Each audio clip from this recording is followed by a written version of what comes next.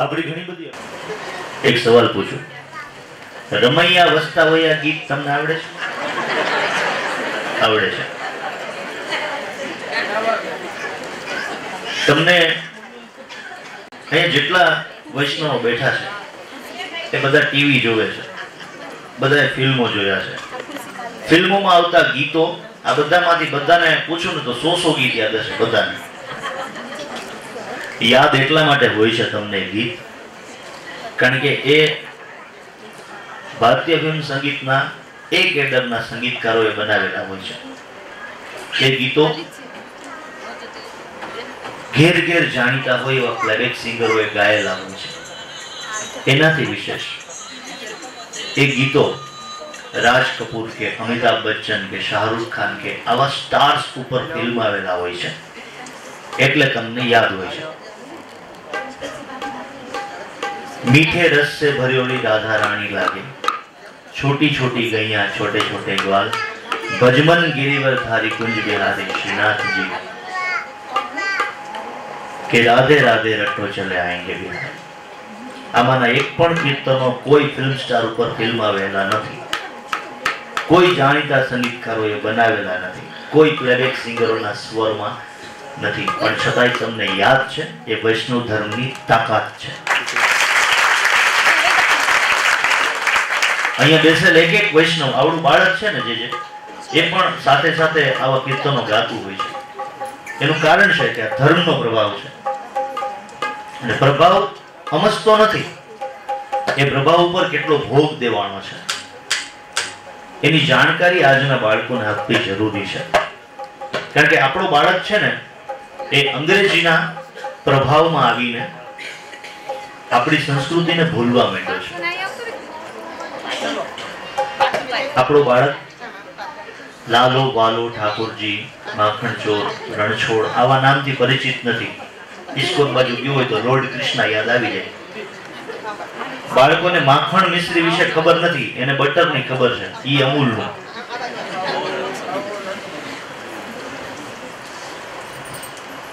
દૂધની બ્રાન્ડનું નામ યાદ હશે પણ ગાયના નામ એમ નહીં ખબર હોય.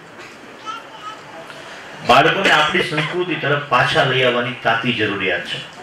કારણ કે બાળકોને સંત કરતા ક્રિકેટમાં શ્રી સંત શું કરે છે એમાં વધારે રસ છે.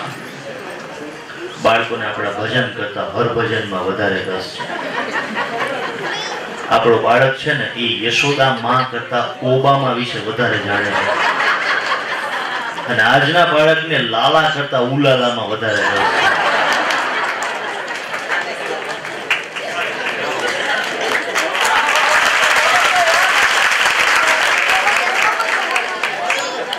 બાળકોને આપણી સંસ્કૃતિ તરફ પાછા લઈ આવવાની ખૂબ જ જરૂરિયાત છે. એને સમજાવવાની જરૂર છે. આપણે ઠાકોરજીને માનીએ છીએ, શ્રી કૃષ્ણને માનીએ છીએ, યમુને મહારાણીજીને માનીએ છીએ, શ્રીમદ વલ્લભાચાર્યજીને માનીએ છીએ. તો શું કામ માનીએ છીએ? એવું તો શ્રીમદ વલ્લભ પ્રભુમાં શું તત્વ હતું કે આજે 500 વર્ષ પછી પણ આપણે એમનું નામ સ્મરણ કરીએ છીએ, પ્રાતઃ સ્મરણ કરીએ છીએ. 1535 કૃષ્ણ એકાદશીમાં જ્યારે ગિરિકંદરા ઉપર ઠાકોરજીનું મુખારવિંદ પ્રગટ થયું એ જ દિવસે ઇલ્લમા ગારુજીના કુખે ચંપારણમાં શ્રીમદ વલ્લભ પ્રભુનું પ્રાગટ્ય થયું. શરૂઆતમાં બાળક એ મૃત માની અને તરછોડાયેલું એ બાળકની અગ્નિકુંડમાં અગ્નિએ રક્ષા કરી હતી.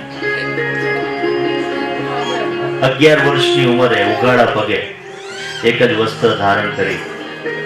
જ્યારે મોગલ સલ્તનત હતી, હિન્દુ ધર્મનો વિચાર તો શું, પ્રચાર તો શું, નામ માત્ર લેવાથી પણ દંડ ગણાતો. એવા સમયે મોગલ સલ્તનતની સામે ચાલી અને 11 વર્ષના બાળકે સમગ્ર ભારતનું ભ્રમણ કર્યું, 16 ગ્રંથોની રચના કરી, પુષ્ટિ માર્ગનું બીજ વાવ્યું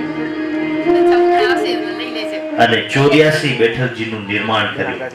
એ શ્રીમદ વલ્લભ પ્રભુ જેને ધર્મ માટે 500 વર્ષ પહેલા બીજ વાવ્યું હતું એ આજે આ વટવૃક્ષ છે.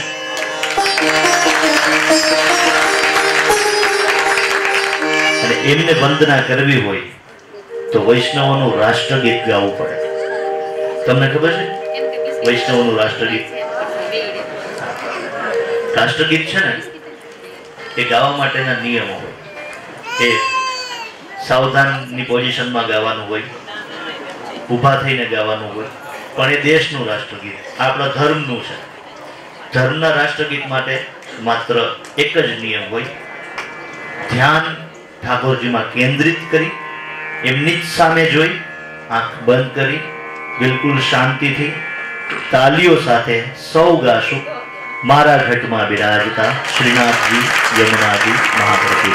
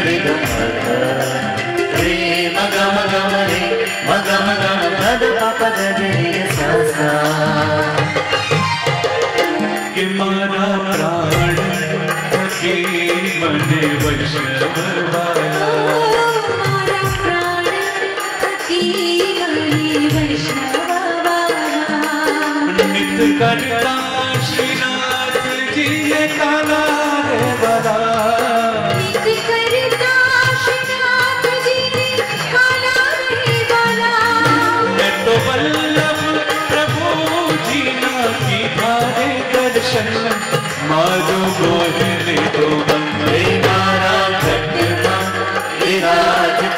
काशीनाथ जी यमुना जी महाप्रभु जी।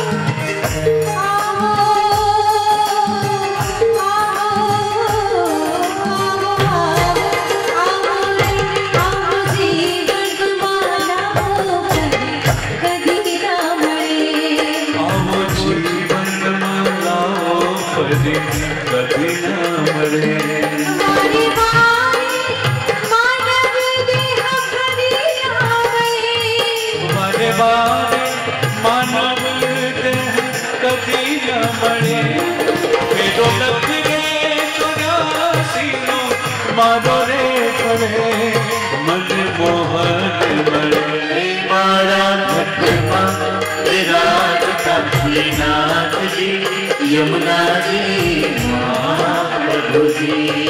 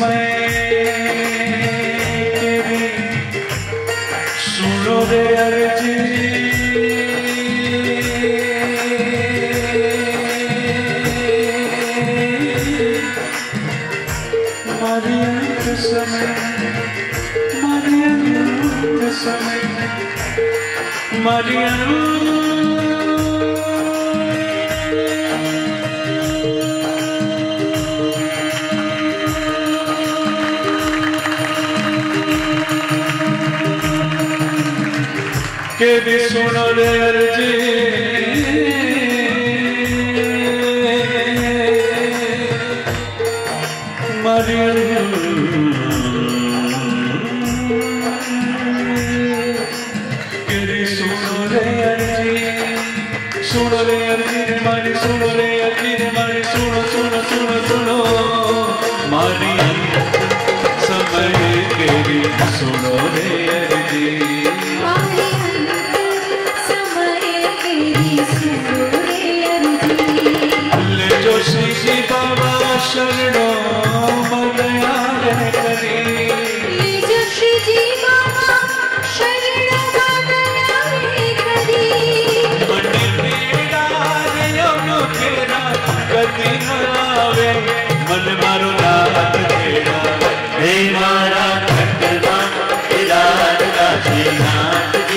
यमुना जी महाप्रभु जी मारा घटवा विराट काशीनाथ जी यमुना जी महाप्रभु जी।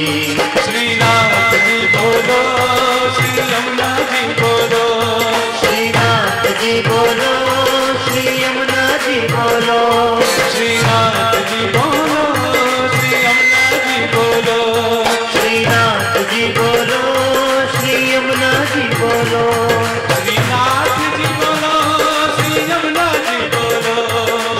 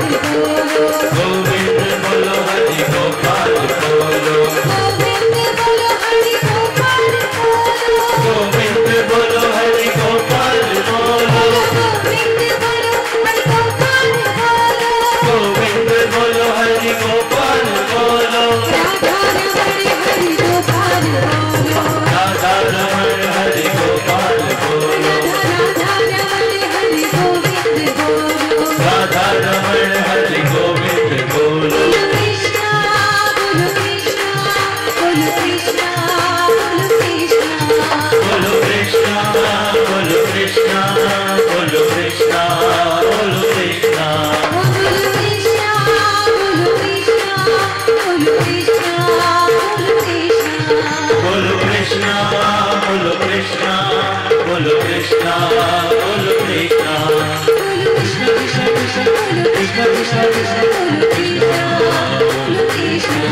बोलो कृष्ण बोलो कृष्णा बोलो कृष्णा बोलो कृष्णा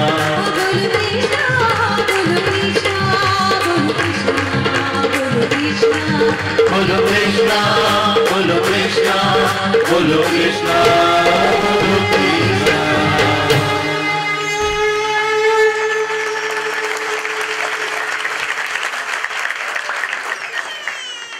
सत्संगમાં મજા આવે છે? હોકારો ભણો. તમને જે સત્સંગીઓ સત્સંગ કરાવી રહ્યા છે એનો એક નાનકડો પરિચય આપને આપું છું.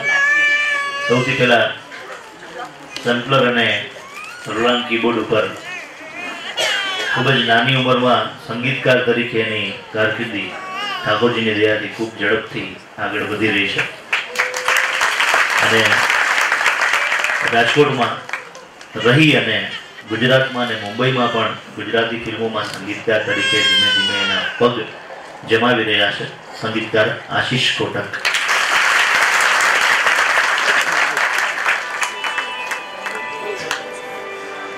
એક સમય હતો જ્યારે આપણે સત્સંગ કરવો હોય કીર્તન કરવા હોય તો એમાં એક તબલું હોય એક હાર્મોનિયમ હોય અને એક કલાકાર હોય સાઉન્ડ સિસ્ટમ હોય એટલે સત્સંગ થઈ જાય ગામને ચોરે બેઠા રહ્યા.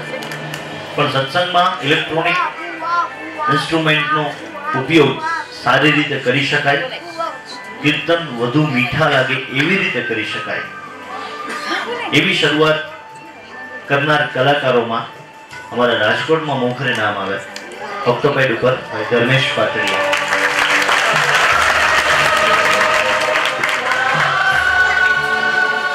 અને એમની બાજુમાં બેઠા છે. એવું કહેવાય છે કે કલાના કોઈ સીમાડા નથી હોતા અને કલાને કોઈ ધર્મ નથી હોતો, કલાકારનો કોઈ ધર્મ નથી હોતો.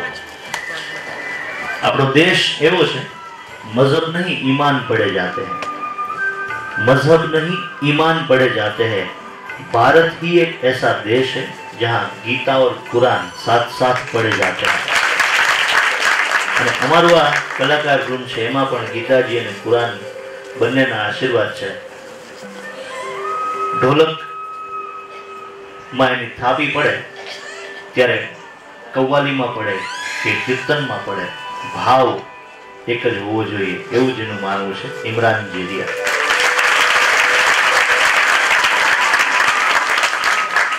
અમારા સમગ્ર સંગીત વૃંદને એક સૂત્રથી બાંધી અને આપના સુધી સારી રીતે રજૂ કરવાની સક્ષમતા ઠાકોરજી જેમને આપી છે.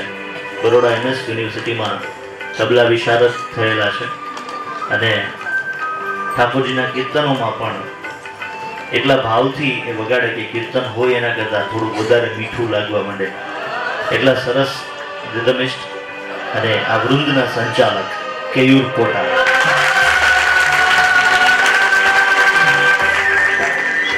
અને અહીંયા અમે સંગીત જગતમાં એમને બાઅદબ સર કહીએ છીએ એટલા માટે કે એટલું મીઠું ગાય છે, એટલું મીઠું ગાય છે, એટલું મીઠું ગાય છે. બહુ સાંભળો તો ડાયાબિટીસ થઈ જવાની શક્યતા રહે. જેટલા એમના કીર્તનોના ચાહકો રાજકોટમાં છે, સૌરાષ્ટ્રમાં છે, ગુજરાતમાં છે, એટલા ચાહકો આંતરરાષ્ટ્રીય સ્તરે છે. વર્ષમાં 6 મહિના એ ફોરેનમાં જોઈ.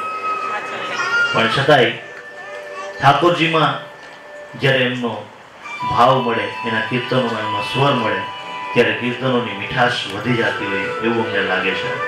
નીતિન દેવકા.